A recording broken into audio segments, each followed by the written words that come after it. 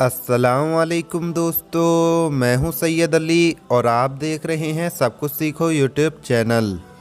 दोस्तों, आज की इस वीडियो में हम आपको बताने वाले हैं कि अरब में रहने वाले लोग हम बिस्तरी से पहले अपने नाक में तेल क्यों लगाते हैं, इसके क्या क्या फ़ायदे हैं और वो लोग ऐसा क्यों करते हैं, आगे हम आपको वीडियो में बताएंगे।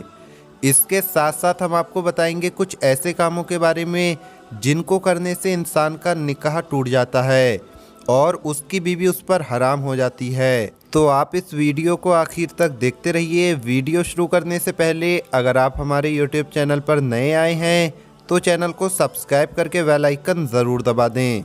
तो चलिए वीडियो शुरू करते हैं। प्यारे दोस्तों, मुसलमान होने के नाते शरीयत में जिन कामों से मना किया गया है उन कामों से अपने आप को दूर रखना चाहिए और अल्लाह पाक ने अपने बंदों के लिए जो हुदूद मुख्तस किए हैं उन हुदूद में रहकर ही ज़िंदगी बसर करनी चाहिए।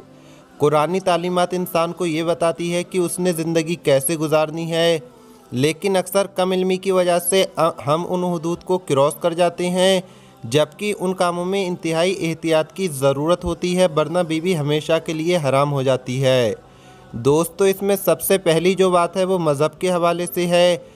अगर मियाँ और बीवी में से कोई एक शख्स भी नाउज़ुबिल्लाह इस्लाम को छोड़कर कोई दूसरा मज़हब इख्तियार कर ले तो उनके निकाह का रिश्ता ख़त्म हो जाएगा और अगर इसके बाद वो एक दूसरे के साथ रहेंगे तो ये एक हराम काम होगा।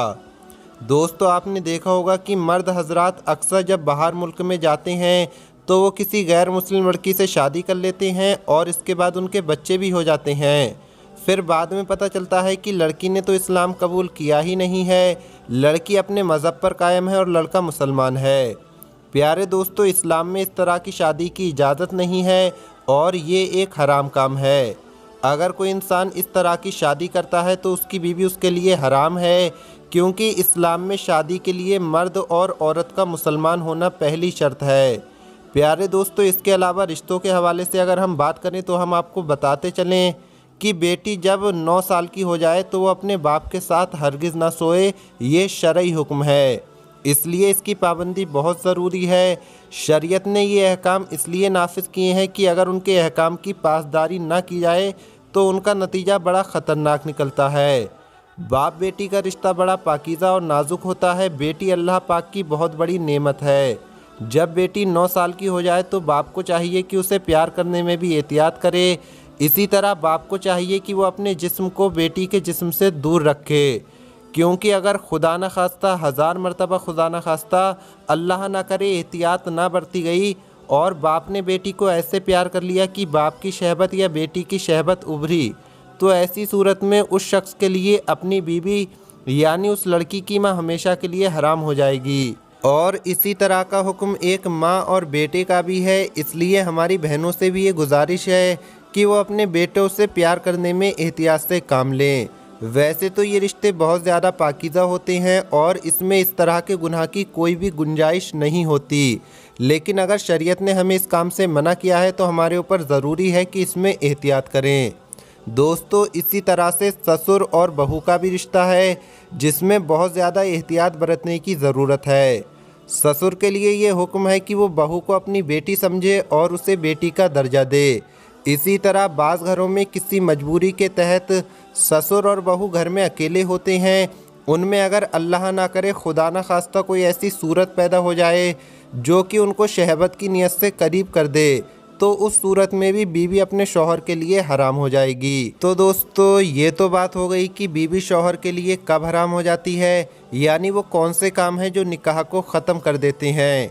आइए अब हम आपको बताते हैं कि अरब में रहने वाले लोग हमबिस्तरी से पहले नाक में तेल क्यों लगाते हैं। प्यारे दोस्तों, अगर आप रात के वक्त अपने नाक को किसी भी किस्म के तेल से भर देंगे तो आप ये जानकर हैरान रह जाएंगे कि सुबह तक वो तेल आपकी नाक से गायब हो चुका होगा।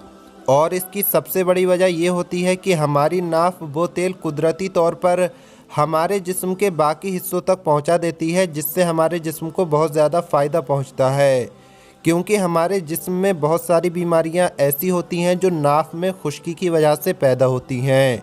इसलिए अगर हम रात को सोने से पहले तेल के चंद कतरे अपनी नाक में लगा लेते हैं तो हम बहुत सारी बीमारियों से बच सकते हैं।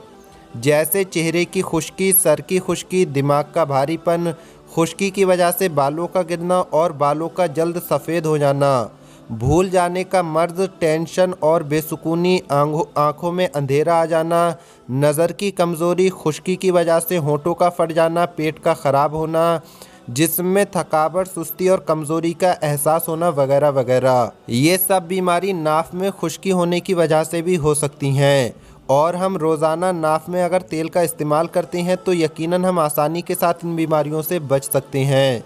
दोस्तों, अब अगर हम बात करें कि हम बिस्तरी से पहले नाफ में तेल लगाना क्यों ज़रूरी है और अरब में रहने वाली औरतें हम बिस्तरी से पहले नाफ में तेल क्यों लगाती हैं, तो आप ये जान लें कि वो औरतें अपनी नाफ में तेल इसलिए लगाती हैं क्योंकि इससे चेहरे की खुश्की ख़त्म हो जाती है, चेहरा तरोताज़ा और ख़ूबसूरत नज़र आता है, जिस्म का ढीलापन ख़त्म हो जाता है, जवानी देर तक कायम रहती है। और यही वजह है कि अरब में रहने वाले लोग, मर्द और औरतें हमेशा सेहतमंद और तंदुरुस्त नज़र आते हैं।